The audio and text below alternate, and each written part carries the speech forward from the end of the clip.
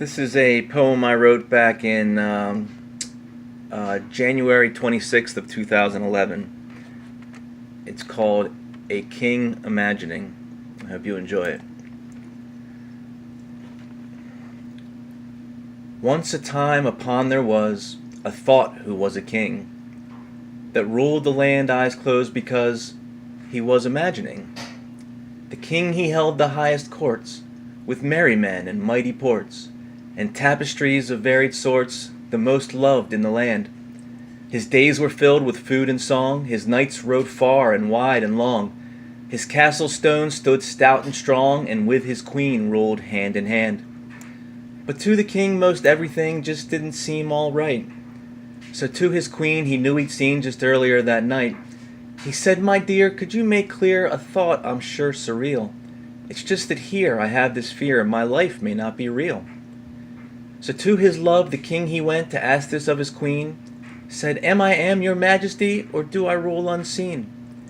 His queen looked deep into his eyes, now shut, said, "Dear, I shall not lie." A whispered "shh" was her reply, then vanished in a dream.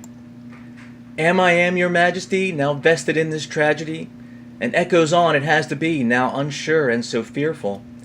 Now in the morning as he woke, the thought his queen had almost spoke caught deep within his throat, he choked on words unpure and tearful. Now wide aware the kingly stare, in shock and in a hurry, out of his spire and down the stair went full force with a fury. And without care past maidens fair he bellowed for his page, to find among the whole kingdom the wisest of the sage.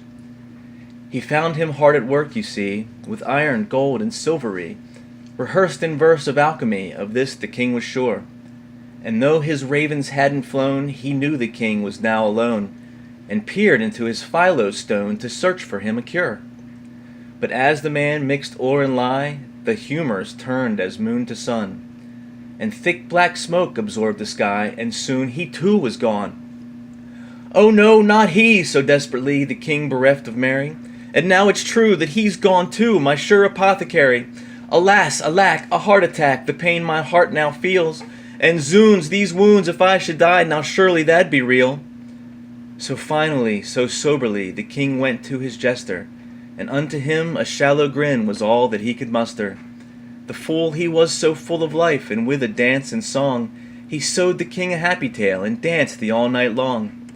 He wooed the king with lyre in hand, of battles fought on foreign sands, and treasure taken from the lands, and brought back to the king. And on he danced and sang till sky, and jester dressed in dawn's red dye, addressed the king and winked an eye, said, "Keep imagining." "How can this be?" the king he roared. "How can you be so gay? When nothing's real, truth slips away as night turns into day. I've told you of my troubles full, and hark, now day is nigh. It seems as if life's but a dream, I can't bear one more goodbye." And thus the king broke down and wept, "Come morning you'll be too." "Not so," the jester kept and stepped, "a fact you'll find untrue. Oh, don't you see the king I'd be? Who danced and sang for who? For it's not thee imagines me, 'tis I who dreams of you." Thanks.